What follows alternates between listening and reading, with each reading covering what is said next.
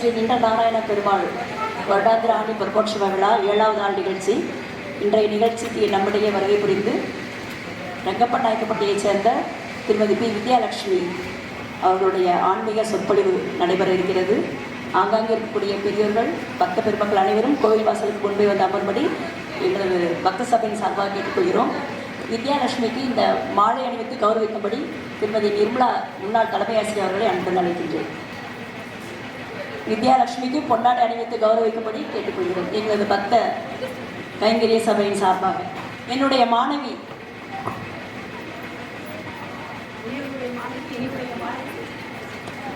அனைவருக்கும் வணக்கம். இன்று வருகை புரிந்துள்ள உபன்யாசம் செய்ய உள்ள வித்யாலட்சுமி எங்களுடைய முன்னாள் பள்ளி மாணவி என்பதில் குறிப்பிடுவதில் பெருமை அடைகிறேன். இதுதான் எங்களுக்கு தேவை. நன்றிம்மா. அவங்க பள்ளிக்கு முன்னாள் மாணவி, என்னுடைய பள்ளியில் என்னுடைய மாணவி, என்னுடைய ஸ்டூடெண்ட்டு, எங்கள் 2 பேர் ஸ்கூலில் படிச்சிருக்கா. இது வந்து எங்களுக்கு பெருமை. எங்கள்கிட்ட படித்த எங்களுடைய மாணவி எங்களுக்கு முன்னாலே வந்து உபன்யாசம் பண்ணான்னா எங்களுக்கு ரொம்ப இதை விட வேறு ஒன்றும் வேண்டாம். ஏற்றிவிட்ட ஏணிகளாக நாங்கள் இருக்கிறோம். உயரத்திலிருந்து என்னுடைய மாணவியை பார்த்து நாங்கள் ரசிக்கிறோம். கொஞ்சம் ஆரவாரமாக கை தட்டலாமே. ஜெய் ஸ்ரீமன் நாராயணா.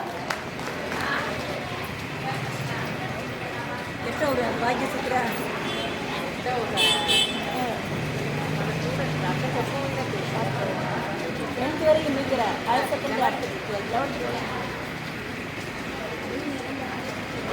ஆன்லதான் வந்தா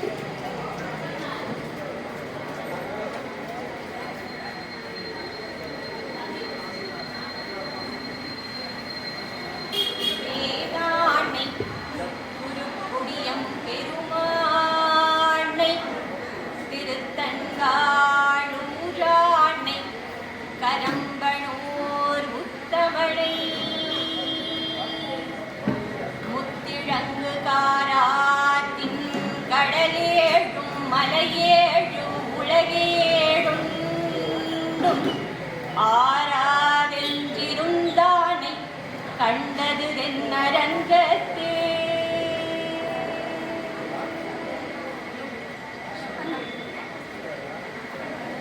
கைமான மத களிற்றை கடற்கிடந்த கருமணியை மைமான மரகதத்தை மறையுரைத்த திருமாலை.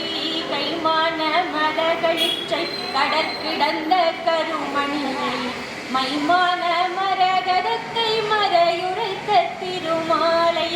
எம்மானை எனக்கென்றும் இனி ஆணை பணி காத்த அம்மானை யான் கண்டதனி நீ தென்னரங்கத்தே. அம்மானை யான் கண்டதனி நீ தென்னரங்கத்தே. பேரானை குறுக்குடியம் பெருமானை திருத்தங்கா லூரானை கரம்பனூர் உத்தமனை முத்திழங்கு காராட்டின் கடலேழும் மலையேழு உலகேழுண்டும் ஆராதென்றிருந்தானை கண்டது தென்னரங்கத்தே.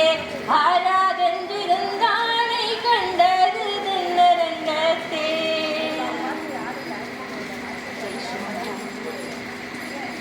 இந்த அருமையா நம்மளுடைய திருத்தங்களப்பனை தூக்கி கொண்டாடிட்டு இருக்கக்கூடிய இந்த இனிமையான வேலையில ஏற்பட்ட அருமையான அற்புதமான பொன்னான வாய்ப்பினை எனக்கு கொடுத்த என்னுடைய அப்பன் திருத்தங்கள் அப்பனுக்கு முதல்ல என்னுடைய நன்றிகளையும் வணக்கங்களையும் உரித்தாக்கி கொண்டு இந்த அருமையான வாய்ப்பினை கொடுத்த அத்துணை பெரியோர்களுக்கும் இங்கு கூடியிருக்கக்கூடிய அடியார்கள் அத்துணை பேருக்கும் என்னுடைய சிரம் தாழ்ந்த வணக்கங்களையும் நன்றிகளையும் உரித்தாக்கி கொண்டு தலைகளும் தொங்காலும் ததும்பி எங்கும் தன்னும்மையக்க தழிதாள் விழி. தழைகளும் தொங்கலும் ததும்பி எங்கும் தன்னும்மையக்க தழிதாள் விழி. குழல்களும் கீதமும் மகி எங்கும் மகளுடன் வருகின்ற கூட்டம் கண்டு மழை கொழு வருகின்றதென்று சொல்லி மங்கை மசாலக வாசல் பற்றி மழை கொழு வருகின்றதென்று சொல்லி மங்கை மசாலக வாசல் பற்றி நுழைவன நிற்பனராகி எங்கும் உள்ளம் விட்டு உணர்ந்தொழிந்தனரே உள்ளம் விட்டு உணர்ந்தொழிந்தனரே. பெரியாழ்வார் அழகா எடுக்கிறார். கோகுலத்துக்கு பக்கத்துல யமுனா நதி ஓடுது. அந்த யமுனையினுடைய ஒரு நதிக்கரை, ஒரு சின்ன மடு, ஒரு பெரிய குளம், ஒரு ஊருக்கு நீர் கொடுக்கக்கூடிய ஒரு ஆதாரமா இருக்குன்னு வச்சுக்கோங்களேன். அப்படியாக இருக்கக்கூடிய அந்த குளத்துல காளிங்கன் அப்படிங்கிற ஒரு நாகம். ஊர் மக்கள் எல்லாம் பயப்படுறாங்க. அந்த பக்கம் போனா ஆடு மாடெல்லாம் போனா கூட அந்த காளிங்கன் அந்த உயிரினங்களை பிடிச்சி சாப்பிட்றான் அப்படின்னு தன்னுடைய குழந்தைங்கள் அனுப்புறதுக்கு, ஆடு மாடு மேய்ச்சலுக்கு கூட அந்த பக்கம் போறதுக்கு அந்த கோகுல வாசிகள் பயந்துகிட்டு இருக்கக்கூடிய அந்த நேரம் நம்ம கண்ணன் எப்படி அப்படி குச்சி தூக்கிட்டு மாடு மேய்க்கிறதுக்கு கிளம்பினான்னா பின்னாடி ஒரு படையே போகுமே கோபிகள் எல்லாம். அப்படி அத்தனை பேருமா சேர்ந்து கண்ணனும் கண்ணனோட ஃப்ரெண்ட்ஸும் மாடு மேய்க்க போனா புழுக்க வேலை இருக்குமா என்ன? மாடு கண்ணுங்க அது பாட்டுக்கு மேய்ஞ்சிட்டு இருந்தா கண்ணனும் கண்ணோட ஃப்ரெண்ட்ஸ் எல்லாருமா சேர்ந்து விளையாடுவாங்க இல்லையா? குழந்தைங்களுக்கு வேற என்ன தெரியும்? கண்ணன் என்ன பெரிய பையனானதுக்கு அப்புறம் மாடு மேய்க்க போனானா? 4-5 வயசு கொஞ்சம் குழந்தை மாடு மேய்க்க போச்சு. அப்போ தன்னோட ஃப்ரெண்ட்ஸோட சேர்ந்து அழகா பந்து போட்டு விளையாடினானா கண்ணன். அப்போ விளையாடிட்டு இருக்கும் பொழுது அந்த பந்து போய் அந்த மடுவுக்குள்ள போய் விழ எல்லா தோழர்களும் பயப்படுறாங்க. அம்மா, எங்க அம்மாலாம் அந்த பக்கம் போகக்கூடாதுன்னு சொல்லிட்டாங்கப்பா, நான் போக மாட்டேன் அப்படின்னு ஒரு பையன் சொன்னேன். டேய் சுபாலா, நீ போய் எடுத்துட்டு வாடா. அப்போ எங்க அம்மாவும் போகக்கூடாதுன்னு சொல்லியிருக்காங்கப்பான்னு நான் போக மாட்டேன் அந்த குழந்தை சொல்ல, கடைசியில கண்ணனே ஓடி போய் அந்த மருத மரத்துக்கு மேலே ஏறி, கடம்ப மரத்துக்கு மேலே ஏறி அந்த மடுவுக்குள்ள குதிச்சு காளிங்கன் தலையில நர்த்தனம் ஆடி காளிங்கனுடைய நஞ்ச முறிச்ச குழந்தை அப்படி வெற்றி வாகையோடு ராஜா மாதிரி ஃப்ரெண்ட்ஸ் எல்லாம் தன்னுடைய நண்பரை எப்படி கொண்டாடுவாங்க, அதுவும் கண்ணனை எப்படி கொண்டாடுவாங்க. தலைகளும் தொங்கலும் ததும்பி எங்கும், தலைகள் தொங்கல்கள்னு பிடிகளான ஆன விதவிதமான குடைகளோடு கண்ணனை ஒரு 100 நண்பர்கள் சேர்ந்து குடை சூழ நல்ல காளிங்க நர்த்தனம் பண்ணி ஜெயிச்ச கண்ணனை ராஜா வாட்டம் ஊருக்குள்ள கூட்டிட்டு வராங்க. அத கோபிகள் எல்லாம் வீட்டுக்கு வெளியில நின்று பாக்குறாங்களாம். தலைகளும் தொங்கலும் ததும்பி எங்கும் தன்னும்மையழிதாள் விழி. கையில இப்போ பெருமாள் புறப்பாடாகும் போது எப்படி புறப்பாடுவார்? அவன் பெருமாளுக்கு ஒரு குடையும் மேல தாள வாத்தியங்களோட பெருமாள் அப்படி வீதி உலா வருவார் இல்லையா? அது போல குடைகளோடு நண்பர்கள் எல்லாம் மத்தளம் கொட்ட தன்னும்மை இயக்கம் அப்படின்னு எல்லா வாத்திய இசை கருவிகளோடு கண்ணனோட புல்லாங்குழல் இசையோடு ஒரு 100 பேர் வரத பார்த்தா மழை கொழு வருகின்றதென்று சொல்லி அச்சோ கருகருன்னு அந்த கரு மேக கூட்டங்கள் எல்லாம் கரண்டு வர மாதிரி இருக்குதே, மழை வருதோ அப்படின்னு கோபிகள் எல்லாம் அச்சோ வீட்டுல என்ன காய வச்சிருப்போம்? வெயில்ல வத்தல் காய வச்சிருப்போம், பருப்பு காய வச்சிருப்போம், அரிசி காய வச்சிருப்போம் இல்லையா? அதெல்லாம் எடுத்து வைக்கணுமே. மாடு கண்ணுக்கு கொள்ளு காய வச்சிருப்போம், எல்லாம் வச்சிருப்போம், எல்லாம் எடுக்கணுமேனு உள்ள நுழைய போறாளாம் கோபிக. உள்ள நுழைய போறவ மழை கொழு வருகின்றதென்று சொல்லி மங்கை மசாலக வாசல் பற்றி நுழைவன நிற்பனராகி எங்கும். உள்ள போகணும்னு நினைச்சா, ஜன்னல் வழியா பார்த்துட்டு இருந்தவ கூட உள்ள போய் எடுக்கணும்னு நினைச்சா, ஆனா மனசு புத்தி போய் எடுக்க சொல்லுது. ஆனா மனசோ அந்த உடலோ கண்ணனை பார்த்த மாத்திரத்துல அப்படியே அவனுடைய உருவழகுல உள்ளம் விட்டு உண்மறந்தொழிந்தனரே. கண்ணனுடைய அழகுல உள்ளம் விட்டு உன் மறந்து ஒழிஞ்சாங்கன்னு பெரியாழ்வார் சொல்றார். அது போல இன்றைய நாள் இந்த நேரம் நம்முடைய வாழ்க்கையில பகவானுடைய லீலா வினோதங்கள்ல அவனுடைய திருப்புகழ்கள்ல நம்மளுடைய உள்ளம் விட்டு உன் மறந்து ஒழியலாமா? இதுதான் இன்றைய தினம் நாம அனுபவிக்க போகிற வைபவம். சரி, இது ஒரு பக்கம் இருக்கட்டும். இந்த ஜென்மா இருக்கு இல்லையா, இந்த ஜென்மா, இந்த பிறவி எதுக்காக? இந்த பிறவி எதுக்காக? பகவானை போய் அடையிறது தானே இந்த பிறவியினுடைய நோக்கம். திருவள்ளுவர் சொல்லியிருக்காரு, பிறவி பெருங்கடல் நீந்துவர் நீந்தாதார் இறைவனடி சேராதார். இந்த பிறவிங்கிற கடலை கடந்து நீந்தி கடந்தி போகிற இடம் எது? பகவானினுடைய திருப்பாதம். அப்போ கடல்ல நீந்தணும். இந்த பிறவி பெருங்கடலை நீந்தினா பகவானை போய் அடைஞ்சிடலாம், பகவானுடைய திருப்பாதத்தை நம்ம போய் அடையலாம். அப்போ கடல்ல நீந்தணும். கடலை முழுக்க நீந்தணும்னா பாதியிலேயே போய் நீந்த முடியாதாயிட்டா என்னாகும்? அலைகள் நம்மளை சவமா இந்த கரைக்கு தள்ளிடும். அப்போ இந்த உடலுக்கு அழிவுண்டு, ஆனா இந்த ஆத்மாவுக்கு அழிவுண்டா? கிடையாது. அடுத்தடுத்த ஜென்மாக்கள் எடுத்து இந்த கர்மாவை கழிக்கிறதுக்கு இந்த பிறவி கடலை நாம கடந்தே ஆகணும் இல்லையா? அப்போ இந்த கடலை கடக்கிறதுக்கான வழிதான் என்ன? அதுக்குன்னு ஒரு பெரியவங்க சொல்லியிருக்காங்களே, தாண்டி விடலாம் கடல் தாண்டி விடலாம், தாண்டி விடலாம் கடல் தாண்டி விடலாம், சாரமற்ற சம்சார கடலை தாண்டி விடலாம், சாரமற்ற சம்சார கடலை தாண்ட வேண்டியே ஆசை என்னும் பார கப்பலில் ஏறக்கூடாது, பேராசை என்னும் பார கப்பலில் ஏறக்கூடாது, ராம நல்ல ஓடக்காரன் ஓடி பிடியுங்கள், கண்ணன் நல்ல கப்பல்காரன் கண்டு பிடியுங்கள், பாண்டுரங்கன் படகுக்காரன் பார்த்து பிடியுங்கள். அப்போ இந்த பிறவி பெருங்கடலை கடக்கிறதுக்கு ராமன்கிற ஓடம் தேவை, கண்ணாங்கிற ஓடம் தேவை, பாண்டுரங்காங்கிற ஓடம் தேவை. அப்படிதான் பெரியவங்க சொல்லியிருக்காங்க. அப்ப பகவான்கிற ஓடத்தை பிடிச்சா இந்த பெருங்கடலை ஈஸியா நீந்தி கடந்துடலாம். இப்போ கடலுக்குள்ள மீன் பிடிக்க போவாங்க இல்லையா, அவங்க எல்லாம் பாத்தீங்கன்னா அந்த துடுப்பை போட்டு அப்படி எடுக்கும் பொழுது கைகள் எல்லாம் வலிக்கும். அந்த அழுப்பு தெரியாம இருக்கிறதுக்கு ஏலேலோ ஐலசா ஏலேலேலோ ஏலேலோ ஐலசா ஏலேலேலோன்னு பாட்டு பாடிட்டே போவாங்க இல்லையா. அது போல பகவானுடைய திருநாமத்தை, பகவானுடைய பாடல்கள், அவனுடைய திருப்புகழ்களை பாடி நாம் இந்த சம்சார சாகரம் பிறவி பெருங்கடல் அப்படிங்கிற இந்த கடலை கடக்கணும். சரி, உள்ளம் விட்டு உண்மறந்து ஒழியணும்னு ஆச்சு. அன்னைக்கு மிதிலையில சீதாதேவிக்கு ஸ்வயம்பரம்னு அறிவிச்சாச்சு. ஜனமகாராஜா சீதைக்கு ஸ்வயம்பரம்னு சொல்லியாச்சு. ஏகப்பட்ட நாடுகள், ஏராளமான நாடுகள்ல இருந்து இளவரசர்களும் ராஜாக்களும் படை பரிவாளங்களோட, நிறைய பூஷணங்களோட, ஏகப்பட்ட அஸ்திர சஸ்திரங்களோட சீதையை எப்படியாவது இந்த சுயம்பரத்தை எப்படியாவது ஜெயிச்சு சீதையை கல்யாணம் பண்ணிக்கணும்னே வந்திருக்காங்க. பார்க்கறதுக்கு அவ்வளவு அழகான ராஜாக்கள் எல்லாம். ஆனா அதே மிதிலைக்கு, மிதிலையினுடைய தெருக்கள்ல ஸ்ரீராமச்சந்திர பிரபு எப்படி வந்தார்? மரபுரியோடு தன்னுடைய குரு விஸ்வாமித்திரர் முன்னாடி நடக்க, அவருக்கு பின்னாடி மரபுரி ஏந்தி ராமரும் லக்ஷ்மணும் நடந்து வராங்க. அந்த நடந்து வர அழக மிதிலை மக்கள் பாக்குறாங்க. எப்படி இருக்கான்?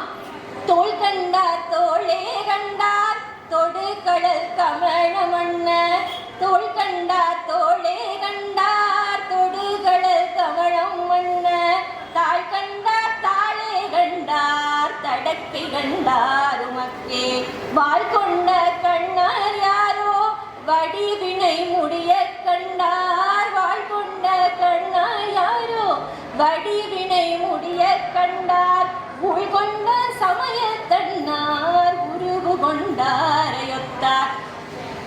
ராமன் அந்த அழகை பார்த்தா, ராமனுடைய தோளை பார்த்தவங்க தோளை மட்டுமே பார்த்துட்டு இருந்தாங்க. அந்த மலர் கமல பாதத்தை பார்த்தவங்க அந்த பாதம் தான் அழகுன்னு அந்த பாதத்தை மட்டுமே பார்த்தாங்க. அந்த நீண்ட கைகளை பார்த்தவங்க அந்த கையை மட்டுமே பார்த்தாங்களாம். வேற எதுவுமே அவங்களுக்கு அதை தாண்டி பார்க்கறதுக்கு கண்ணு போகல. தோளே அழகு, பார்த்ததுல தோல் தான் அழகுன்னு தோலை பார்த்தவங்க சொல்றாங்க, பாதம் தான் அழகுன்னு பாதத்தை பார்த்தவங்க சொல்றாங்க, கைகள் தான் அழகுன்னு கைகளை பார்த்தவங்க சொல்றாங்க. யாரு? வாழ் போன்ற விழியுடைய மிதிலையில இருக்கக்கூடிய பெண்கள். அப்ப யாருதான் ராமனுடைய முழு அழகை பார்த்தா அப்படின்னா, ராமனுடைய ஒவ்வொரு அந்த உடலினுடைய கை பாதமும் ஒன்னொன்னுமே அவ்வளவு அழகா, அதனுடைய அழகுல தன்னுடைய உள்ளம் விட்டு ஊன் மறந்தாங்க இல்லையா. மிதிலை மக்கள் அதே மாதிரி சீத்தம்மா எங்கேருந்து பார்த்தாங்க, கன்னி மாடத்துல எத்தனையோ ராஜகுமாரர்கள் வந்தாலும் கூட ஒரே பார்வை, ராமனை பார்த்த அந்த ஒரு பார்வையில ஒரு சனத்துல உள்ளம் விட்டு உன் மறந்து ஒழிஞ்சாங்க இல்லையா? அப்படி உள்ளம் விட்டு உன் மறந்து ஒழியலாமா பகவான் கிட்ட? அடுத்தும் பாருங்களேன். அதாவது நம்ம இதுல கம்பநாட்டாளர் அடுத்து கூட எடுத்து வைக்கிறார். என்ன வைக்கிறாரு அப்படின்னா, அதாவது ஒரு தெய்வ வழிபாடு. நம்ம வந்து நிறைய தெய்வம், இப்போ என்ன கேட்டான்னு வச்சுக்கோங்களேன், என்னதான் எத்தனை அதிவதேசத்துக்கு போனாலும் எங்க போனாலும் என் வீட்டுக்காரங்க நான் சொல்லுவேன், எங்க அப்பா மாதிரி வராதுப்பா, எங்க திருத்தங்கள் அப்பனுடைய அழகே அழகுன்னு அந்த மனசுல அந்த ஒரு ஏக்கம் வரும் பார்த்தீங்களா எந்த பெருமாளை பார்க்கும்போதும். அது மாதிரி எத்தனை தெய்வங்கள் நம்ம எந்த தெய்வங்கள் மேல அதிகமா அன்பு வச்சிருக்கோமோ அந்த தெய்வம் தான் வசத்தின்னு நம்ம சொல்லுவோம் இல்லையா? தொண்டடிப்பொடி ஆழ்வார் ஸ்ரீரங்க பெருமாளுக்கு திருப்பள்ளி எழுச்சி பாடினார். கதிரவன் குன்னத்திசை சிகரம் வந்தணைந்தான் கணையில் உலகன்றது காலயம் பொழுதாய் மதுவிரி தொழுகின மாமலரெல்லாம் மதுவிரி தொழுகின மாமலரெல்லாம் வானவர் அரசர்கள் வந்து வந்தேண்டி எதிர்த்திசை நிறைந்தனர் இவரோடும் புகுந்த இருங்களில் சீட்டமும் பிடியொடு முரசும் அதிர்களில் அலைகடல் தோன்றுலதெங்கும் அரங்கத்தம்மா பள்ளி எழுந்தருளாயே அரங்கத்தம்மா பள்ளி எழுந்தருளாயேன்னு ரங்கநாத பெருமாளுக்கு திருப்பள்ளி வச்சு பண்ணார். 108 திவதேச பெருமாளும் வந்து பள்ளி கொள்கிற இடம், ரெஸ்ட் எடுக்கிற இடம் எது அப்படின்னா ஸ்ரீரங்கம் தான். திருப்பதி பெருமாளே ஆனாலும் ரெஸ்ட் எடுக்கிறதுக்கு 1/2 மணி நேரம் 1 மணி நேரம் டைம் கிடைச்சா கூட வந்து ரெஸ்ட் எடுக்கக்கூடிய இடம் ஸ்ரீரங்கம் தான். அப்படி இருக்கும் பொழுது அந்த திருப்பதி பெருமாள் ஸ்ரீனிவாச பெருமாள் வந்து கேட்டாராம் தொண்டடி பொடியாளர்கிட்ட, அப்பா உன்னுடைய அப்பன் ரங்கனுக்கு மட்டும் நீ திருப்பள்ளி எழுச்சி பாடினியே எனக்கு பாடக்கூடாதா அப்படின்னு கேட்டாராம். அப்போ தொண்டடி பொடியாழ்வார் சொன்னாராம், அரங்கனை பாடின வாயால் ஒரு குரங்கனையும் பாடேன்னாரா. எனக்கு ஏன் அப்பந்தான் பாபுரிசே? அப்போ ரங்கநாதர் கிட்ட எந்த அளவுக்கு உள்ளம் விட்டு ஊன் மறந்து உருகி ஒன்று இருந்தா அவர் என்னப்பன் அப்படிங்கிற அந்த ஒரு இது வந்திருக்கும்.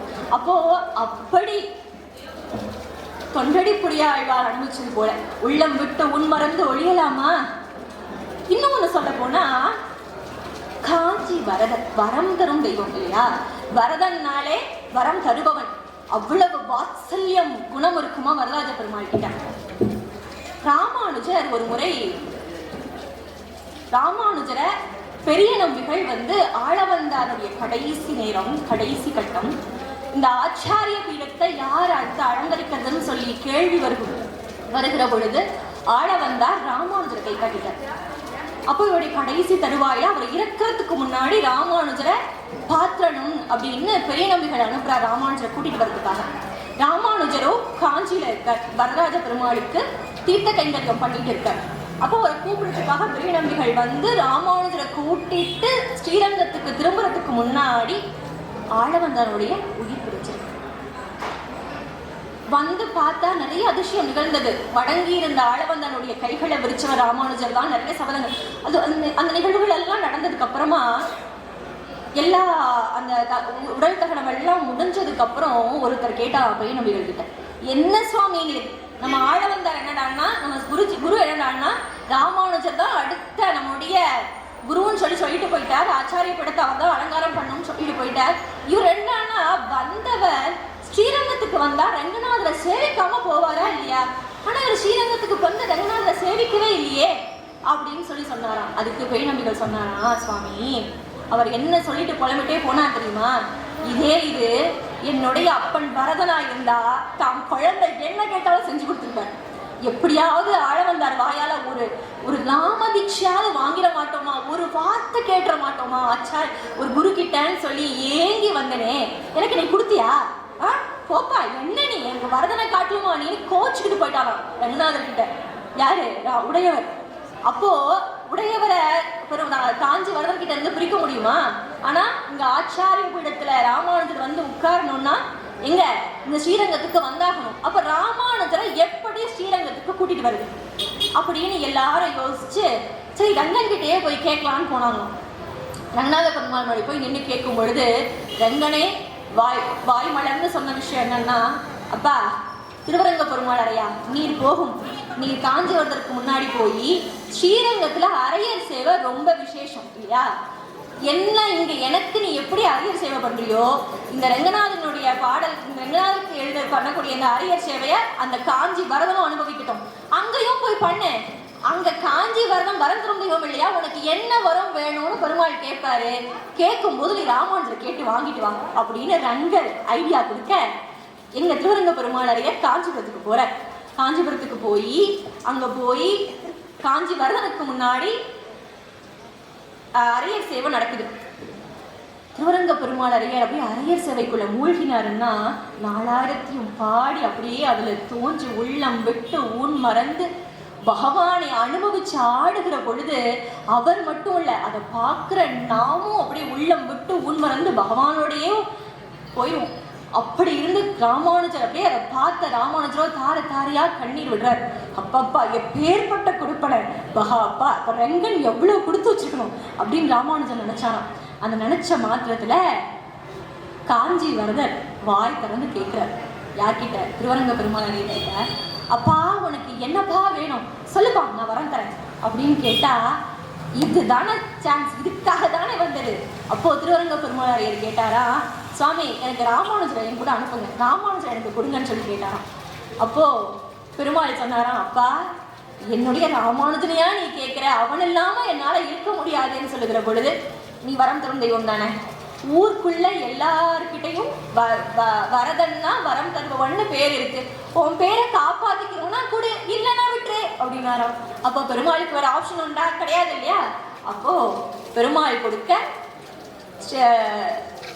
ராமானுஜரை வரதராஜரையும் ஸ்ரீரங்க ரங்கநாதருக்கு விட்டு கொடுத்துருக்காரு. அப்படி அனுப்பி வச்ச ராமானுஜருக்கோ வரதம்னா அவ்வளவு புரியும். அவரை விட்டுட்டு வரதுக்கு மனசே இல்லை. அவரோடு உள்ளம் விட்டு ஊன் மறந்து ஒழுகி அவருக்கு சாலை கிணற்றுல இருந்து தீர்த்தகரியம் கைங்கரியம் பண்ணிட்டு இருந்தவர் ராமானுஜர். அப்படி நமக்கு பிடிச்ச அந்த பெருமாள் கிட்ட உள்ளம் விட்டு ஊன் மறந்து உருகிறதுக்கு தானே இந்த வாழ்க்கை இல்லையா. இன்னும் ஒரு சம்பவம், அதே ஸ்ரீரங்கம், அதே ராமானுஜர் உடையவர் ஸ்ரீரங்கத்துல ராமானுஜனுடைய சீடர்களோடு காவிரி ஆற்றுல குளிச்சுட்டு அப்படி எழுந்து வருகிறார். சீடர்களோட வரும் பொழுது ஒரு காட்சி என்னன்னா, நல்ல ஆஜான பாகுவான ஜாண்டிக்க நல்ல பெரிய மீசையெல்லாம் வச்சுக்கிட்டு நல்ல உடல் கட்டுக்கோப்பா இருக்கக்கூடிய ஒரு ஆடவர் கொடையை பிடிச்சிட்டு வர. அவருக்கு முன்னாடி ஒரு பொண்ணு, அழகான பொண்ணு நடந்து போறா. அவங்களுக்கு முன்னாடி ஒரு 2 சேவகர்கள் இந்த சிவப்பு கம்பளத்தெல்லாம் விரிச்சுட்டே நடந்து வராங்க. ஒரு பொண்ணுக்கு இத்தனை பேர் சேவை பண்றாங்களா அப்படின்னு ராமானுஜரும் அதை பார்த்துட்டே இருக்கார். தன்னுடைய சீடர்களை கூப்பிட்டு, பா அந்த குடை பிடிச்சிட்டு போறாரு இல்லையா, அந்த பெரியவரை போய் கூட்டிட்டு வாப்பா அப்படின்னா.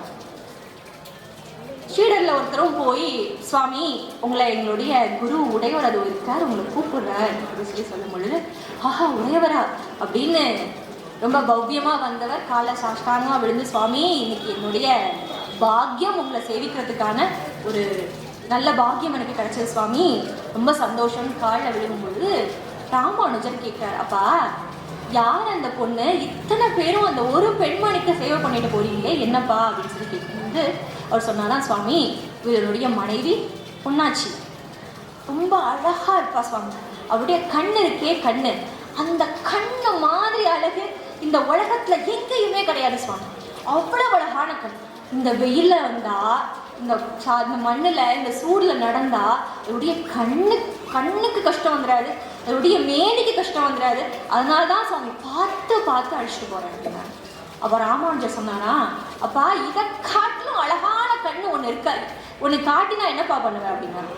அதுக்கு அந்த அந்த அந்த வில்லி சொன்னாரா, சுவாமி இதை காட்டிலும் அழகான ஒரு கண் இருக்கிறதுக்கு வாய்ப்பே இல்லை சுவாமி, அப்படி ஒரு கண்ணை நீங்க காட்டினீங்கன்னா அந்த கண்களுக்கு நான் அடிமை சுவாமி அப்படின்னா. அப்படியா, பாப்பா போலாம் அப்படின்னு காவிரி நதியில நீராட வச்சு அந்த ஈர துணியோட ஈரம் சொட்ட சொட்ட அந்த வில்லிங்க அந்த மல்லனை ராமானுஜர் நேரா எங்க ரங்கநாத பெருமாளுக்கு முன்னாடி போய் நிப்பாட்டி, அப்பா ரங்கா, என் கையில ஒண்ணும் இல்லை, இது உன் குழந்தை, இவனுக்கு நீ அருள் பண்ணணும்னு நினைச்சியானா நீ கண் தர அப்படின்னு ரங்கன் கிட்ட சொல்லி, அப்பா இப்ப பார் அப்படின்னாராம். அப்படி ரங்கநாதரை பார்த்த அந்த க்ஷணம் அப்படிதான் உள்ளம் விட்டு ஊன் மறந்து ரங்கநாதரோடையே ஒழிஞ்சாச்சு. தன்னுடைய உடல் மறந்து, அந்த நேரம் மறந்து, எங்க வந்தோம், எதுக்கு வந்தோம், என்ன பண்றோம் எல்லாத்தையும் மறந்து ரங்கனை பார்க்கிற அந்த கண்ணு, அந்த கண்ணில் இருக்கக்கூடிய அந்த ஈர்ப்பு, அதை பார்த்து அப்படியே உருகி என்ன நடந்துச்சுன்னே தெரியல. எவ்வளவு நேரம் நின்னான்னு தெரியல, அப்படியே நின்றுட்டார். கண்ணை காட்டிட்டார், வேலை முடிஞ்சது இல்லையா, ராமானுஜரம் மடத்துக்கு வந்துட்டார். அதுக்கப்புறம் ரொம்ப நேரம் கழிச்சு அவருக்கு சுயநினைவு வந்ததுக்கப்புறம் ஓடினாராம் ராமானுஜர்கிட்ட. அப்பா சுவாமி, நீரல்லவோ எனக்கு குரு, நான் ஒன்னடிவ சுவாமின்னு சாஷ்டாங்கமா காலில் விழுந்தவர் தான். உறங்கா விழிதாசரா இந்த வைணவத்துக்கு செஞ்ச திருப்பணிகள் ஏராளம். அப்பேற்பட்ட ஒரு உறங்காவிழி தாசராகிய ஒருத்தர் நமக்கு கொடுத்தவர் அந்த ரங்கன். அப்படி ரங்கன் கிட்ட அவர் உள்ளம் விட்டு அந்த கண்ணினுடைய பவர் உள்ளம் விட்டு ஊன் மறந்து ஒழிஞ்சார் இல்லையா, அது போல உள்ளம் விட்டு ஊன் மறந்து ஒழியலாம் தானே. சரிங்க, அன்னைக்கு கண்ணனுடைய லீலைகள்ல கோபிகள் எல்லாம் உள்ளம் விட்டு ஊன் மறந்து ஒழிஞ்சாங்கன்னா, கோபிகைகள் கூட கண்ணன் தான். சீதையும் வில்லைநகர் வாசிகளும் கண்ணுடைய ராமனுடைய அழகுல உள்ளம் விட்டு ஊன் மறந்து ஒழிஞ்சாங்கன்னா, அந்த ராமனுடைய அழகுல அப்படியே சொக்கி போய் நின்னாங்க இல்லையா, அப்படி நின்னாங்கன்னா அன்னைக்கு கூட ராமர் இருந்தார். ராமானுஜர் யார்? ஆதிசேஷனா பகவானுடைய படுக்கையா இருந்து ராமர் அவதார காலத்துல லக்ஷ்மணரா 14 வருஷம் தன்னுடைய அண்ணனுக்கு சேவை பண்ணார் இல்லையா, அவர் உள்ளம் விட்டு உன் மறந்து ஒழுகினாருன்னா அதுல ஆச்சரியப்படுத்துக்கல. நம்மள மாதிரியான சாதாரண மனுஷங்களுக்கு பகவான் இறங்கி வருவானா அப்படின்னா, மதுரா கண்ணன் வாழ்ந்த மதுராபுரி இருக்குது இல்லையா, அந்த மதுரைக்கு கொஞ்சம் தள்ளி ஒரு அழகான பட்டினம், நம்ம டவுன்னு சொல்றோம் இல்லையா, அன்னைக்கு பட்டினம்னு சொல்லுவாங்க. அப்படி ஒரு பட்டினத்துல திரிலோச்சனர் அப்படிங்கிற ஒரு பொற்கொள்ளர், தங்கம் ஆபரணங்கள்லாம் செய்வாங்க இல்லையா, தங்க ஆசாரின்னு சொல்லுவோம் இல்லையா, அந்த குலத்தை சார்ந்தவர் திரிலோச்சனர். அவர் ஒருத்தர் இருக்கார், சாதாரண குடும்பத்தை சார்ந்தவர். அவருக்கான ஸ்பெஷல் என்ன அப்படின்னா, ரொம்ப அழகா நேர்த்தியா வித்தியாசமா புதுசான ஆபரணங்கள் எல்லாம் செய்வாராம். ஆனா கொஞ்சம் கூட ஆசை கிடையாது. நம்ம சொல்றோம் இல்லையா, தங்கம்லாம் செய்ய கொடுத்தோம்னா நிறைய சுரண்டிடுவாங்க, நிறைய ஏமாத்திடுவாங்க. அப்படிலாம் ஆசையெல்லாம் கிடையாது.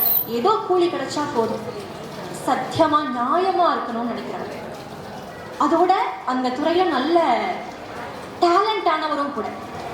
அவரோட இன்னொரு விஷயம் என்ன அப்படின்னா, நல்ல பாகவத அடியார். எப்போதும் திரிலோச்சனுடைய வீட்டில் அடியார்கள் 2 பேர் 3 பேர் இருந்துகிட்டே இருப்பாங்க. அவங்களுக்கு அருளமுது பண்ணுறத ஒரு பெரிய பாக்கியமாக நினச்சி பண்ணிட்டு வந்துருக்கார் அந்த திரிலோச்சனர். இப்படி உடைய வாழ்க்கை நகர்ந்துட்டு இருக்கும் பொழுது, அந்த பட்டினமானது ஒரு நவாப்பினுடைய ஆட்சி, ஒரு முகலாய நவாப்பினுடைய ஆட்சிக்கு கீழே அந்த ஏரியா இருக்குது. அந்த நவாப்புக்கு ஒரு பொன் குழந்தை, காக்கைக்கும் தன் குஞ்சு பொன் குஞ்சுன்னு சொல்லுவாங்க இல்லையா, எல்லாருக்கும் அவங்க குழந்தை மேல அழாதி பிரியம் இருக்கும். குழந்தைக்கு நம்மளால எந்த அளவுக்கு முடியும் அந்த அளவுக்கு குழந்தைக்கு அத்தனையும் கொடுக்கணும்னு தானே எல்லா பேரண்ட்ஸும் நினைப்போம். அது போல அந்த நவாப்பும் தன்னுடைய பொண்ணோட பிறந்த நாளுக்கு ரொம்ப அழகா ரொம்ப வித்தியாசமா விலையுயர்ந்த ஒரு விஷயத்த பரிசா கொடுக்கணும் அப்படின்னு நினைக்கிறாங்க. அப்போ அதனுடைய மந்திரி பிரதானிகள் எல்லாம் கூப்பிட்டு என்ன கொடுக்கலாம் அப்படின்னு சொல்லி கேட்கும் பொழுது, ஒரு அழகான பொண்ணு தானே, பொன் குழந்தை தானே, போட்டுக்கிறதுக்கு ஆசைப்படுமே, எப்போதும் போட்டுட்டு இருக்கிறது போல ஒரு தங்க ஆபரணம் பண்ணி கொடுக்கலாம் அப்படின்னு ஒரு முடிவு பண்ணி, யாரு பண்ணி கொடுப்பா, யார் நல்லா பண்ணுவான்னு சொல்லி கேட்கும் பொழுது இந்த திரிலோச்சனரை கை காட்டினாங்க. சரிப்பா, தன்னுடைய காவலாளிகள் எல்லாம் அனுப்பி அவரை கூட்டிட்டு வாங்கன்னு சொல்றாரு. இந்த ராஜாவினுடைய ஏவலாளிகளும் போய் திரிலோச்சனரை கூட்டிட்டு வராங்க. கூட்டிட்டு வந்து ராஜா சொன்னாரப்பா, இன்னும் என்னுடைய மகனுடைய பிறந்த நாளுக்கு இந்த ஒரு 4-5 நாள் தான்ப்பா இருக்கு, எனக்கு ரொம்ப அழகான ரொம்ப வித்தியாசமான அற்புதமான ஒரு ஆபரணம் நீ பண்ணி கொடுக்கணும், எத்தனை நாள் நீ கேட்ப, நீயே காலம் சொல்லு அப்படின்ட்டு. ராஜா, ரொம்ப கம்மியான நாள் தான் இருக்குன்னு சொல்றீங்க, ஒரு 3 நாள் நான் பண்ணி கொடுத்துறேன், இவர் தான் கால அவகாசம் கொடுக்குறார், 3 நாள் நான் பண்ணி கொடுத்துறேன் ராஜா அப்படின்னு சொல்லிட்டு. சரிப்பா போ அப்படின்னு தங்கமும் நவரத்னங்களும் கொடுத்து வழி அனுப்பியார். நடு காடு என்ன கிடைக்கும், பெருசா ஒண்ணும் கிடைக்காதே, என்ன பண்ணுதுன்னு தெரியலையேன்னு சொல்லும் பொழுது நமக்கு ஆபத் பாண்டவனா வந்து நிக்கிறது யார்? சாட்சாத் கண்ணபுரான் தானே. அப்பா கண்ணான்னு கூப்பிட்டாலாம். கூப்பிட்ட சனம் கண்ணன் வந்து நின்னான். வந்து நின்னதும் என்னம்மா அந்த பாத்திரத்தை எடு அப்படின்னு சொல்லி பார்க்கும்பொழுது ஒரே ஒரு பருக்கை இருந்ததாம். அதை எடுத்து கண்ணு அவர் வாயில போட்ட. குளிச்சுட்டு இருந்த துர்வாசன் பசி, பயங்கரமான பசி தானே சொல்லிட்டு போற, நல்ல பசிமா, தயார் பண்ணி வைமா, அதை நான் வரேன்னு சொல்லிட்டு போன துர்வாசனுக்கும் சரி சீடர்களுக்கும் சரி அப்படியே ஏப்பம் வருதான். வந்தவங்க அம்மா என்னன்னே தெரியலம்மா, என்ன ஏதோ பெரிய விருந்து சாப்பிட்ட மாதிரி வயிறு நிரம்பி இருக்குமா, எல்லாரும் நல்லா இருங்கன்னு வாழ்த்திட்டு கிளம்பிட்டாராம் துர்வாசன். அப்போ கண்ணா அப்படின்னு ஆம்பத் பாண்டவனா கண்ணனை கூப்பிடும் பொழுது அந்த கண்ணை வந்து நின்ன பொழுது திரௌபதி எவ்வளவு சந்தோஷப்பட்டிருப்பான். அப்படி ஒரு சந்தோஷம் இந்த திலோச்சனத்துக்கு அடியார்களை பார்த்ததும் அப்படி சந்தோஷமா. தூராத மணக்காதல் தொண்டர் தாங்கள் குளம் குழுமி திருப்புகழ்கள் பலவும் பாடி ஆராத மழக்களிப்போட அழுத கண்ணீர் மலைச்சோர நினைந்துருகி ஏத்தினாலும் சீராந்த முழுவோசை பறவை காட்டும் திருவரங்கத்தரவணையில் பள்ளி கொள்ளும் போராடி அம்மானை கண்டு கொள்ளி பூதலத்தில் என்று கோலோ புரளும் நாடேன்னு குலசைகாழ்வார் பாராதே. பூராத மணக்காது கிணறு கூட கொஞ்ச நாள் ஆச்சுன்னா மண் பட்டு தூர்ந்து போயிடும், ஆழம் குறைஞ்சிரும் இல்லையா? அப்படி பக்தியினுடைய ஆழம் குறையாது, ஆழம் கூடிட்டே போகக்கூடிய பக்தியோடு உடைய அடியார்கள் எல்லாம் சேர்ந்து தூராத மணக்காத தொண்டர் தாங்கள் குளம் குழுமி திருப்புகழ்கள் பலவும் பாடி எல்லாரும் சேர்ந்து பகவானுடைய திருப்புகழ்களை பாடி நாலாயிரத்தை சேவிச்சு ஆராத மணக்கடிப்போடு அழுத கண்ணீர் அப்படி சேவிக்கும் பொழுது பகவானை நினைச்சா சொல்லுவாங்க, பகவானை எவன் ஒருவனுக்கு இறைவனை பகவானை நினைச்ச மாத்திரத்துல கண்ல இருந்து கண்ணீர் பெறுகிறதோ அவனை மாதிரி பாக்கியசாலி யாருமே கிடையாதுன்னு சொல்லுவாங்க. அப்படி கண்ணீர் வழிக்க அப்பா உன்னை பாடி எப்படி மண்ணில் புரண்டு உருளணுமா பகவான் நினைச்சு சந்தோஷத்துல அந்த ஆனந்த கழிப்புல பகவான் நினைச்சு தரையில உருளணுமா. அப்படி ஒரு நாள் வராதான்னு குலசேகர ஆழ்வார் பாடினது போல இந்த அடியார்களை பார்த்ததும் திரிலோச்சனருக்கு அப்படி ஒரு சந்தோஷம். அப்படி அடியார்களோட சேர்ந்து பகவானை அனுபவிக்கணும் இல்லையா அப்படிங்கிற ஆசையோடு அடியார்களை வீட்டுக்கு கூப்பிட்டு அமுது பண்ணி அவங்கள ஆதரிச்சு அடியார்கள் எல்லாம் சேர்ந்து உட்கார்ந்துருக்காங்க. உட்கார்ந்துருக்கும் போது சாது சங்கம் எப்படி இருக்கும்? சாது சங்கம் அப்படிங்கிறது சத்சங்கமா இருக்கும் இல்லையா? பகவானுடைய திவ்ய நாம கீர்த்தனைகளை பகவானை கொண்டாடல இல்லையா அவங்க முக்கியத்துவம் கொடுப்பாங்க. அப்போ எல்லாருமா சேர்ந்து திலோச்சனர் வீட்டில் இருக்கக்கூடிய பகவானுடைய திருவிக்கிரகத்தை எடுத்து வச்சு பூஜை பண்ணி ஆடி பாடினாங்களாம். எப்படின்னா வீட்டில் உட்கார்ந்துருக்கிறதோ குஞ்சு கண்ணன், கண்ணனை கூப்பிட்டு குளிப்பாட்ட கூப்பிட முடியுமா? குளிப்பாட்டுனா என்ன பண்ணுவான்? ஓடிடுவான் இல்லையா? பெரியாழ்வார் பாடினாரே எப்படி? அப்பம் கலந்த சிற்றுண்டி அக்காரம் பாலில் கலந்து சொப்பட நான் சுட்டு வைத்தேன் திங்களுருதிய நம்பி செப்பிழமென் உளையார்கள் புறம் சொல்லி பேசி சிரிப்பார் சொப்பட நீராட வேணும் சொத்தம் வீரான் இங்கே வராய். அப்பா குளிக்க வாடா கண்ணா, உனக்கு அப்பம் கலந்த சிற்றுண்டி அக்காரம் பாலி கலந்து உனக்கு அப்பம் பண்ணி வச்சிருக்கேன், பால் அக்காரம் எல்லாம் கலந்து கொடுக்குறேன் கண்ணா, நீ குளிக்கலன்னு வச்சுக்கோயேன் செப்பிழமென் உளையார்கள் புறம் சொல்லி பேசி சிரிப்பார். சொல்லுவோம் இல்லையா, டேய் நீ குளிக்கலன்னா உன்னை சொல்லி கேலி பண்ணி சிரிப்பாங்கடா இந்த கோப கோபிகள். வாடா கண்ணா குளிச்சுட்டு போயிடுங்க வா.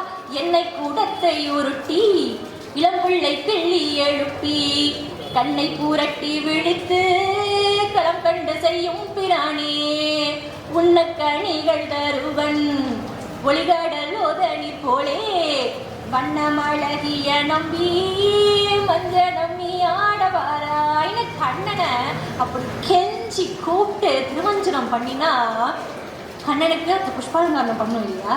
கருவுடை மேகங்கள் கண்டாள் உன்னை கண்டாளுக்கும் கண்கள், கருவுடை மேகங்கள் கண்டாள் உன்னை கண்டாளுக்கும் கண்கள், உருவுடையாய் மணவள அணியரங்கத்தை கிடந்தாய் மறுவி மனம் கமழ்கின்ற மல்லிகை பூச்சூட்ட வாராய் மல்லிகை பூச்சூட்ட வாராய்னு அப்படி பகவானுக்கு பூச்சூட்டி சந்தோஷப்படுறாங்க. தொடர் சங்கிழிகை சலார் பிழாரென தூங்கு பொன்மணி ஒழிப்ப படும் மத புனல் சோராவாரணம் பையனின்று ஊர்வது போல் உடன் கூடி கிண்கிணியாரவாரிப்ப உடைமணி பறை கரங்க தடந்தாழினை கொண்டு சாரங்க பாணி தடநடை நடவானோ தடந்தாழினை கொண்டு சாரங்க பாணி தடநடை நடவானோன்னு பகவானுடைய ஒவ்வொரு செய்களையும் அடியார்கள் அத்துணை பேருமா ரெண்டு நாள் 3 நாள் அழகா ஆனந்தமா உற்சாகமா சந்தோஷமா பகவான கொண்டாடுறாங்களாம். அப்படி கொண்டாடி முடிச்சு அந்த 3ஆவது நாள் அடியார்கள் எல்லாம் தன்னுடைய யாத்திரைக்கு தயாராகி திலோச்சனுடைய வீட்டில இருந்து கிளம்புறாங்க. சந்தோஷம்னு சொல்ல முடியாது, கிளம்பிட்டாங்களே பகவானை எவ்வளவு அந்த 3 நாட்கள் எவ்வளவு சந்தோஷமா அனுபவிச்சோம் அப்படின்னு மனசுல கொஞ்சம் வழிகளோடு தான் திலோச்சனர் வந்து வழி அனுப்பி வச்சாங்க. அந்த வாசலுக்கு வந்து இந்த பக்கம் அடியார்கள் எல்லாம் கிளம்புறாங்க. அதே வாசல்ல தவற விட்ட அந்த நினைவு என்ன, 3 நாள்ல ராஜாவுக்கு ஆபரணம் செஞ்சு கொடுக்குறேன்னு வாக்கு கொடுத்தாரு இல்லையா, இந்த பக்கம் ராஜாவுடைய ஏவலாளிகள் இவரை கூட்டிட்டு போறதுக்காக வராங்க. அவங்க கிட்ட ஒரு காரணம் சொல்ல முடியுமா?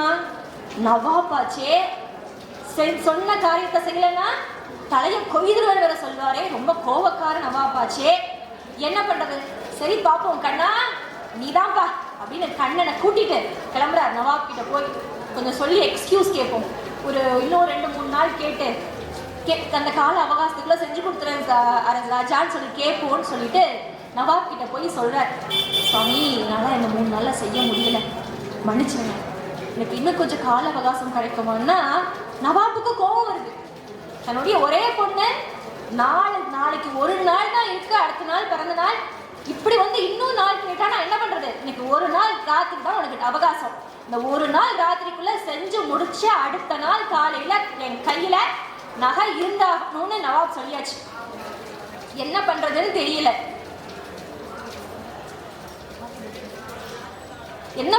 தெரியல, அப்போ வந்தவர் பார்த்தார், கண்ணா இதுக்கு மேல என் கையில ஒண்ணும் என்னால ஒன்றும் பண்ண முடியாதுன்னு நினைச்சவ, அம்மா நான் வெளியில ஒரு வேலையா போறேன் பார்த்துக்கோன்னு மனைவி கிட்ட மட்டும் சொல்லிட்டு கிளம்பிட்டேன்.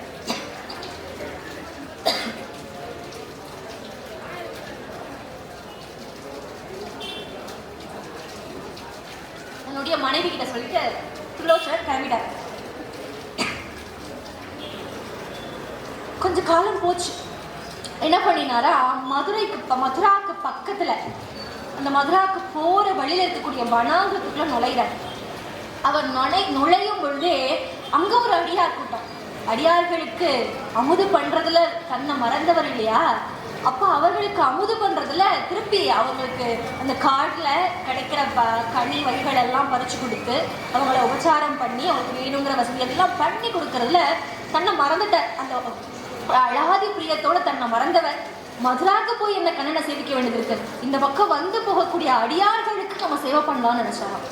அடியார்களுடைய சேவையை சொல்லுகிற பொழுது ராமானுஜர வாழ்க்கையில் நிகழ்ந்த இன்னொரு சம்பவம் என்னன்னா, ராமானுஜரை ஒரு யக்ஞன் அப்படிங்கிற ஒரு பெரிய செல்வந்த விருந்துக்கு கூப்பிடுறாரு. தன்னுடைய வீட்டுக்கு வந்து அமுது பண்ணிட்டு போகணும்னு சொல்லிட்டு ராமானுஜரையும் ராமானுஜ சீடர்களையும் கூப்பிடுறாரு. அப்போ ராமானுஜர் தன்னுடைய சீடர்களோட கிளம்பி போறார். தன்னுடைய போறதுக்கு முன்னாடி தான் வர்ற செய்தியை அவருக்கு வந்து தெரிவிக்கிறதுக்காக தனக்கு முன்னாடியே ஒரு சீடனை வந்து தகவல் சொல்றதுக்காக அனுப்பிடுறாரு. அவரும் போய் அந்த யக்ஞரோட வீட்டில் போய், சுவாமி இந்த மாதிரி நம்மளுடைய உடையவர் வந்துட்டு இருக்கார், இன்னும் கொஞ்ச நேரத்துல வந்துருவார்னு போய் சொன்னா, உடையவர் வந்துட்டாரா, அச்சோ உடையவர் வரப்போறா, சீக்கிரம் சட்டாப்புள்ள சமையல் எல்லாம் முடிங்க அப்படின்னு வரப்போறாரு அப்படிங்கிற ஒரு ஆனந்தத்திலேயே வந்தவரையும் மறந்தாச்சு. அவரை உபச்சாரம் பண்ணணும், அவரை உபசரிக்கணுமே. வந்தவருக்கு வீடு தேடி வந்தவருக்கு என்ன பண்ணணும், முதல்ல தண்ணி கொடுக்கணும் இல்லையா, அதை கூட மறந்து அவங்க வேலையில மூழ்கி போயிட்டாங்க. ரொம்ப நேரம் இவங்க என்ன பார்த்தாரு இந்த ஷீடர். அதுக்கு மேல நிக்கல, சரி கிளம்பலாம் அப்படின்னு கிளம்பி அந்த ஊரினுடைய எல்லையை வந்து உடையவர் வந்து செய்யறதுக்கும் இந்த ஷீடர் போய் அவங்கள பார்க்கறதுக்கும் நேரம் சரியா இருக்கு. போய் உடையவரை போய் பார்த்து நடந்ததெல்லாம் சொல்லும் பொழுது எல்லாரும் யோசிச்சாங்க, தன்னுடைய ஷீடர்கள்ல ஒருத்தன் தான் வேற தன்னுடைய ஷீடன் வேற இல்லை இல்லையா, அவரை உபச்சாரம் பண்ணலையே அப்படின்னு சொல்லுகிற பொழுது வேற எங்க போலாம் அப்படின்னு எல்லாரும் யோசிக்கிறாங்க. யோசிக்கும் பொழுது அந்த பக்கமா வரக்கூடிய வழிபோக்கர்கிட்ட கேட்கிறாங்க, சுவாமி இங்க தங்கத்துக்கு வேற ஏதாவது இடம் உண்டா அப்படின்னு சொல்லும் பொழுது, சுவாமி செல்வந்தர்களா இருந்தா யஜ்ஞனுடைய வீட்டுக்கு போலாம், நல்ல பலமான செல்வந்தர், வர்ற எல்லாரையும் நல்லா உபசரிக்கக்கூடியவர். இது ஒண்ணுமே இல்லாத ஏழைகளா இருந்தா வரதனோட வீட்டுக்கு போலாம் அப்படின்னாங்க. அந்த வரதன் யாரு அப்படின்னு சொல்லி கேட்கும் பொழுது, அவரும் சாதாரணமான ஒரு ஏழைதான் சுவாமி. யாராவது பசின்னு வந்து கேட்டா ஒரு கவளம் சாப்பாடாச்சும் கொடுத்துவார், எப்படியாச்சும் கொடுத்துவார். அதனால அவர் வீட்டுக்கு போலாம் அப்படின்னு சொல்லிட்டு இவர் போயிட்டாராம். அந்த வரதரை தேடி உடையவரும் உடையுடைய சீடர்களும் போறாங்க. அந்த வரதனுடைய வீட்டுக்கு போய் நின்று அந்த வாசல்ல நின்று பா வரதான்னு கூப்பிட்டா இப்படி லேசா கதவை திறந்தாங்க. கதவை திறந்து வாங்க சுவாமி அப்படின்னு சத்தம் மட்டும் கேட்குது. அம்மா நாங்க ஒரு அடியார்கள், இங்க வர வழியில கேட்டோம், அமுது பண்ணணும்னா இங்க வரதனுடைய வீடு இருக்குன்னு சொன்னாங்க அப்படின்னாராம். சுவாமி கண்டிப்பா எல்லாரும் வரணும் சுவாமி அப்படின்னு சொன்ன அந்த குரல், ஆனா அப்படின்னு டக்குன்னு கதவு மூடிச்சு. யாருக்கும் ஒண்ணும் புரியல, என்னடா வாங்கன்ற சத்தம் மட்டும் வந்தது, யாரும் வெளியில வரல, கதவு முழுக்க திறக்கல, டபான்னு கதவு திருப்பி மூடிச்சு அப்படின்னு சொல்லும் பொழுது உடையவர் வேகமா தன்னுடைய தலையில இந்த பரிவட்டத்தை கலட்டி அப்படி வீட்டுக்குள்ள வீசினாராம். வீசின அடுத்த க்ஷணம் வீட்டினுடைய கதவு திறந்து, சுவாமி எல்லாரும் கண்டிப்பா உள்ள வரணும் அப்படின்னு சத்தம் கேட்டு பார்த்தா அந்த பெண்மணியுடைய உடல்ல உடையவர் தூக்கி போட்ட அந்த பரிவட்டம் சேலையா மாறி இருந்தான். உடுத்துறதுக்கு கூட துணி கிடையாது, கந்தல் துணி, அப்பேற்பட்ட வறுமை. ஆனா அடியாருக்கு செய்யணும் அப்படிங்கிற அந்த மனோபாவம். ஏன்னா பகவான் சொல்றாரு இல்லையா, அடியாருக்கும் அடியேன், என்னுடைய அடியாருக்கு யாரு சேவை பண்றாங்களோ அவங்களுக்கு நான் சேவை பண்ணுவேன்னு பகவான் சொல்றாங்க. அப்போ அப்படி அடியாருக்கு சேவை பண்றது அவங்களுக்கு அவ்வளவு ஆனந்தம். அப்போ எல்லாரும் வந்தாச்சு, வந்திருக்காங்க. சின்ன வீடுதான். உடையவர் வந்து சீடர்களோட வந்து வீட்டுக்குள்ள வந்து இருந்துட்டு சொல்றாரு, அம்மா நாங்க போய் குளிச்சுட்டு எல்லா சந்தியாவனத்தெல்லாம் முடிச்சுட்டு வரோம்மா, எங்களுக்கு நீங்க தலிகை ரெடி பண்ணி வைங்க அப்படின்னு சொல்லிட்டு இவங்க கிளம்பிட்டாங்க. ஆற்றங்கரைக்கு போயாச்சு. வீடு ஃபுல்லா தேடி பார்க்குற, ஒருத்தர் சாப்பிட்றதுக்கு கூட உணவு இல்லை, கம்மி, அரிசி பருப்பு இல்லை, ஒன்றும் இல்லை. என்ன பண்றதுன்னு தெரியல. அந்த பெண்மணி லக்ஷ்மிக்கு என்ன பண்ணினானா, அந்த ஊர்ல இருக்கக்கூடிய ஒரு பெரிய வியாபாரியை தேடி போறாங்க. சுவாமி இந்த மாதிரி ஒரு 30 வைணவ அடியார்கள் இருப்பாங்க, எங்க வீட்டுக்கு வந்திருக்காங்க, அவங்களுக்கு நான் அமுது பண்ணணும் சுவாமி, கழிக பண்றதுக்கு வீட்டுல ஒண்ணுமே இல்லையே, ஏதாவது நீங்க பார்த்து ஏதாவது பண்ணினீங்கன்னா நல்லா இருக்கும், அமுது பண்றதுக்கு ஏதாவது உதவி பண்ணுங்கன்னு போய் கேட்கிறாங்க. ஆனா அந்த வியாபாரியோ ரொம்ப கொடூரமானவர். அம்மா சரி ஒண்ணு கொடுக்குறேன்னா திருப்பி ஒண்ணு கொடுத்தாதான் கொடுக்க முடியும், ஒண்ணு பணம் கொடுக்கணும், இல்லை நான் கேட்குற பொருள் கொடுக்கணும், இல்லை பொருள் கொடுக்கணும், ஏதாவது ஒன்று கொடுக்கணும் இல்லையா, சும்மா நான் எப்படி கொடுப்பேன் அப்படின்னு சொல்லி சொன்னாங்க. சுவாமி உங்களுக்கு என்ன வேணும்னு சொல்லி கேட்கும்பொழுது, அம்மா எனக்கு நீ வேணும். யார் ஒரு கல்யாணமான பெண்ணுக்கிட்ட ஒரு ஆடவன் கேட்கும் பொழுது அவளுக்கு எப்படி இருக்கும் அந்த நேரம், அப்படியே ஒரு சின்னம் கண்ணை மூடி நின்னா என்ன பண்றதுன்னு தெரியல. முதல்ல நம்ம வீட்டை தேடி வந்த அடியாருக்கு அமுது பண்ணணும். அப்பா பெருமாளே சரிப்பா, அடியாருக்கு அமுது பண்றதுக்கு என்னத்தான் கொடுக்கணும்னா பரவாயில்ல சுவாமி நான் வரேன், அத்தனை பேருக்கும் அமுது தளிகை பண்ணி அமுது எல்லாருக்கும் பரிமாறி சாப்பிட்டதுக்கு அப்புறமா நான் வரேன் அப்படின்ட்டு ஒருத்தன் கிளம்பி வந்துடுறான்.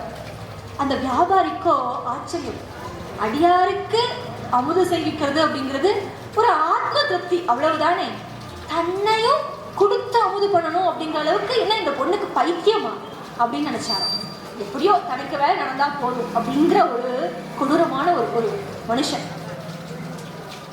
இந்த லக்ஷ்மியும் வந்தாச்சு.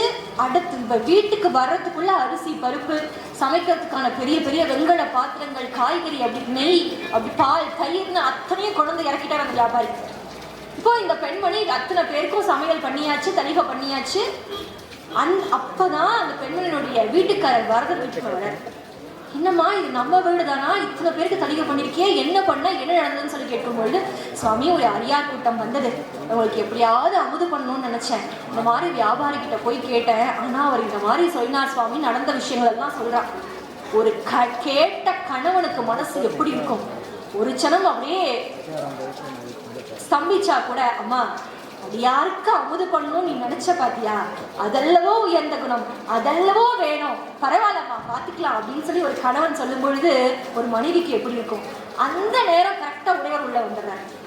உடையவர் உள்ள வரவும் வரத திரும்பி பார்த்து, ஆஹா வந்தது உடையவரா அப்படின்னு காலில் விழுந்து, தம்பதி சமேதமா அப்படி காலில் விழுந்து ஆசீர்வாதம் வாங்கி, சுவாமி என்னுடைய வீட்டுக்கு நீங்க வந்து என்னுடைய பாக்கியம் அல்லவோன்னு நினைச்சு அவங்களுக்கு அமுது படைச்சு அத்தனை பேரும் சாப்பிட்டு, உடையவரும் ஒண்ணுமே பேசல, சாப்பிட்டு முடிச்சதுக்கு அப்புறமா உடையவர் கேட்டாரா, அம்மா நீ போறதுக்கு நேரமாச்சோ, நீ கிளம்புறதுக்கு நேரமாச்சோ அப்படின்னு சொல்லி கேட்கும் பொழுது அந்த தம்பதிகளுக்கு எப்படி இருக்கும், அப்படியே கண்ணீர் விட்டாங்க. சுவாமி உங்களுக்கு எப்படி தெரியும்னு கேட்கும் பொழுது, அம்மா நீ உங்களுடைய கணவன்கிட்ட பேசிட்டு இருக்கும்போது நான் கேட்டேன், ஒன்றும் இல்லை ஒன்றும் சொல்ல உடைய தீர்த்த பிரசாதத்தை கொடுத்து கொண்டு போய் அந்த வியாபாரிக்கு கொடு அப்படின்னு சொல்லி அனுப்பிச்சு வச்சாங்க. அப்போ அந்த வரதரை சொன்னாரா, சுவாமி என்னுடைய மனைவி இருட்டிருச்சு, தனியா போகணும், நான் போய் விட்டுட்டு வந்தேன். எப்படி ஒரு கணவன் தன்னுடைய மனைவியை கொண்டு போய் விட்டுட்டு வர, 2 பேருமா கிளம்பி அந்த வியாபாரியுடைய வீட்டுக்கு போறாங்க. அவர் நிற்கிறார், ஒரு மனைவியை கணவன் கூட்டிட்டு வரதை பார்க்கும்போது அவருக்கு எப்படி இருக்கும், கோபம் வருது. இல்லை சுவாமி இருட்டுல வருவாளே, தனியா வருவாளே, பயமா இருக்குமே, அதான் கொண்டு விட்டுட்டு போலான்னு வந்தேன் சுவாமி, ரொம்ப நன்றி அப்படின்னாரு. உங்களுடைய உதவி இல்லைன்னா கண்டிப்பா என்னால் இத்தனை வைணவாடியாருக்கு, அதுவும் உடையவருக்கு என்னால் அமுது பண்ணியிருக்க முடியாது எங்களால், நீங்க பண்ண கைங்கரியம் ரொம்ப பெருசு சுவாமி, ரொம்ப நன்றின்னு கேட்டுட்டாராம். இவருக்கு ஒரு மாதிரி ஆயிடுது. உடனே அந்த லக்ஷ்மி அவருக்கு தீர்த்தத்தை கொடுக்குறாங்க. தீர்த்தத்தை வாங்கி குடிச்சவர் அடுத்த க்ஷணம் அந்த பரதரும் வரனுடைய மனைவி லக்ஷ்மி காலையும் விழுந்தாராம். என்ன பண்றதுன்னு தெரியல இவங்களுக்கு, என்னடா நடந்தது அப்படின்னா அவர் சொன்னாராம், அந்த தீர்த்தத்தை பருகின அடுத்த க்ஷணம் வரதரும் வரனுடைய மனைவியும் அவங்களுக்கு லக்ஷ்மி நாராயணரா காட்சி கொடுத்தாங்க. பெருமாளும் தாயாரும் வந்து நிற்கும் போது காலில் விழணும் இல்லையா தோணும், எப்பேற்பட்ட பாவம் பண்ணிருந்தேன்ப்பா, என்னை நீங்க காப்பாத்துக்குமா, இல்லையே என்னை காப்பாத்திட்டீங்க ரொம்ப நன்றின்னு அத்தனை என்னை உடையவர்கிட்ட கூட்டிட்டு போங்கன்னு அத்தனை பேரும் ஓடி போய் உடையவர் காலில் விழுந்தாராம். அப்படி அடியாருக்கு சேவை பண்ணணும், சேவை பண்றதுங்கிறது எவ்வளோ பெரிய பாக்கியம். அதை அந்த அடியாருக்கு சேவை பண்றதுனுடைய அந்த பாக்கியத்தை அந்த பெண்மணி எவ்வளவு உணர்ந்திருந்தா, தன்னை கொடுத்தாச்சும் அடியாருக்கு அமுது பண்ணணும் அப்படின்னு நினைக்கிறா இல்லையா, அப்படி அடியாருக்கு சேவை பண்ணணும்னு நினைக்கிறார் இந்த துலோச்சனம். இப்படி காலம் ஓடுது. கொஞ்ச நாள் கழிச்சு ஒரு வயசான ஒரு அதே அடியார் மாதிரி ஒருத்தர் வர வந்தவர் அவருக்கு காய் கனிகள் எல்லாம் கொடுத்து உபச்சாரம் பண்ணும்பொழுது அவர் சொன்னாராம், அப்பா நான் பக்கத்தில் இருக்கக்கூடிய ஒரு பட்டணத்துலேருந்து வரேன்ப்பா, அவங்க துலோச்சனன்னு ஒரு பொற்களுடைய வீடுப்பா, எப்போ பாரு ஒரு 100-200 அடியாருக்கு எப்பவுமே திருவம்பது நடந்துக்கிட்டே இருக்கு, அடியார்கள் வந்துட்டே இருக்காங்க, இவங்க உபச்சாரம் பண்ணிட்டே இருக்காங்க, ஜாம் ஜாம் ஜாம் நடக்குதுப்பா அப்படின்னு சொல்லும்பொழுது அது எப்படி நடக்கும், அது எப்படி நடக்கும் அப்படின்னு யோசிக்கும் போது அவர் சொன்னாராம், அப்பா அந்த ராஜா இருக்கா இல்லையா, அந்த நவாபுடைய பெண்ணுக்கு இவர் ஏதோ ஆபரணம் செஞ்சு கொடுத்தாராம். அதுல சந்தோஷப்பட்ட அந்த ராஜா நிறைய பொண்ணும் பணியுமா நிறைய பொருள்கள் எல்லாம் கொடுத்து அனுப்பினாராம். அதை வச்சு அவருடைய மனைவி பண்ணிட்டு இருக்காப்பா இந்த கைங்கரிட்டன்னு சொல்லும் பொழுது எப்படி இருக்கும். அவர் போய் பண்ணி கொடுத்தாரா, நான் பண்ணலையே அப்படின்னு வேமா வீட்டுக்கு வந்து பார்க்குறார். தன்னுடைய மனைவி அத்துணை அடியார்களுக்கும் அமுது பண்ணிட்டு இருக்கான். ஏக போகமா தடுக்கி நடக்குது. தான் வந்து தன்னுடைய மனைவி கிட்ட கேட்கும்போது, சுவாமி இத்தனை நாள் நீங்க எங்க போனீங்க, நவாப் கொடுத்தாரு, நிறைய பொண்ணும் மணியும் கொண்டு வந்து கையில கொடுத்தீங்க, வரக்கூடிய அடியார்கள் அத்தனை பேருக்கும் நல்ல சேவை பண்ணுமான்னு சொல்லிட்டு இதோ வந்துடுறேன்ட்டு போனீங்க, ஆளை காணமே அப்படின்னு சொல்லும் பொழுது இவருக்கு என்ன பண்றதுன்னு தெரியல. அவ அடுத்தவ பேசின எந்த வார்த்தைகளும் காதுல கேட்காம நேரா பூஜை அறைக்குள்ள போறார். போய் நிற்கும் பொழுதுதான் அந்த ஒரு அடியார் வந்தார் இல்லையா, வயசான ஒரு அடியார்.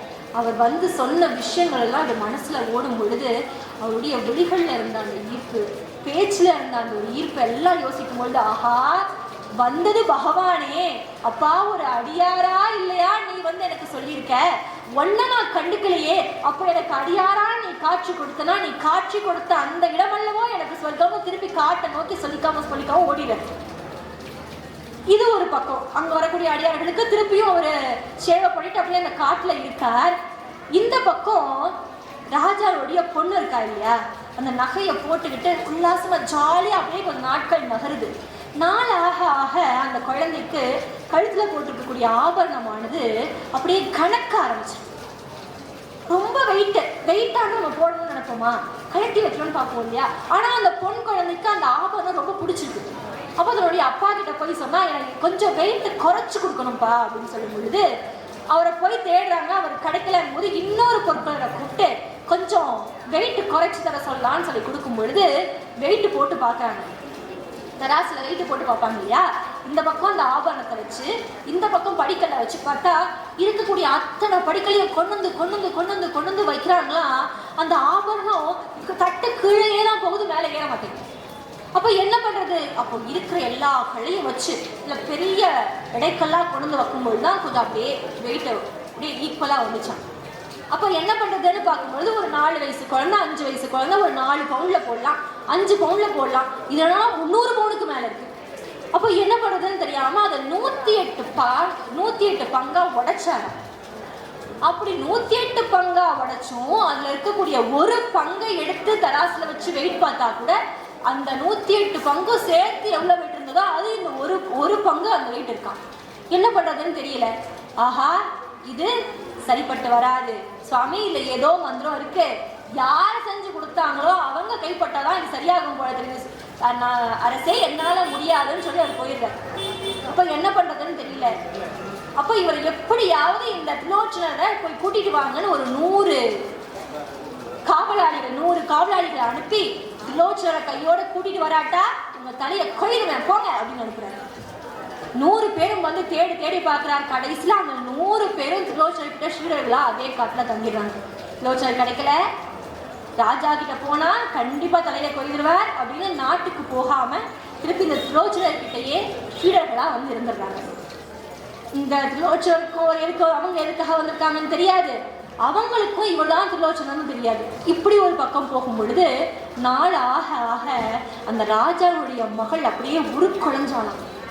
என்னம்மா இப்படி மெளிரியே என்னன்னு கேட்கும் பொழுது, அப்பா அந்த நகையை நான் போட்டுட்டு இருக்கும் பொழுது எனக்கு அவ்வளவு ஆனந்தமா இருந்தது. நைட்டு தூங்கினா கூட சாட்சாத் அந்த கண்ணனே கூட என்னுடைய கனவுல வந்தான்ப்பா.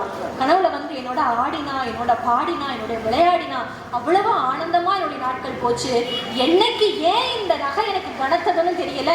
இதை எப்போ நான் கழட்டி வச்சனோ அப்ப இருந்து எனக்கு கண்ணை என்கிட்ட வரமாட்டேங்கிறான்ப்பா, கண்ணை என் கனவுல வரமாட்டேங்கிறான்ப்பா, என்னால முடியலைன்னு ஓன அழுது அப்படியே உருகி போறான் அந்த பெண்மணி. அப்போ என்ன பண்றது அந்த நவாபுக்கும் புரியலை. சரி, இதுக்கு மேல சரிப்பட்டு வராது, நானே கிளம்புறேன்னு அவரே காட்டுக்கு கிளம்புறாரு.